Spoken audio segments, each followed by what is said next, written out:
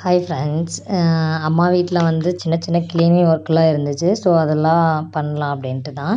So அடுப்பு வந்து ரொம்ப பால் அந்த டீ இதெல்லாம் கொட்டி ரொம்ப இதாக இருந்துச்சு, கரை பிடிச்சிருந்துச்சு. ஸோ அதெல்லாம் நீட்டாக எடுத்து அரேஞ்ச் பண்ணி நல்லா தொடச்சி விட்டுட்டேன். ஸோ அம்மா ஃப்ரிட்ஜுமே க்ளீன் பண்ணணும் அப்படி சொல்லிட்டு இருந்தாங்க. கையோடு அதையும் க்ளீன் பண்ணி விட்டுடலாம் அப்படின்ட்டு ஃப்ரிட்ஜில் இருக்கிற எல்லாத்தையும் எடுத்து வெளியே வச்சுட்டு அதையும் நீட்டாக க்ளீன் பண்ணி விட்டுட்டேன்.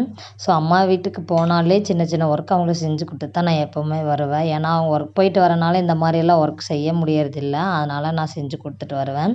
ஸோ நைட் டின்னருக்கு வந்து அம்மா வந்து தக்காளி சாதமும் காலிஃப்ளவர் பொரியலும் பண்ணியிருந்தாங்க. ஸோ அன்றைக்கி நைட்டு சாப்பிட்டு நெக்ஸ்ட் டே வந்து கிருஷ்ண ஜெயந்தி.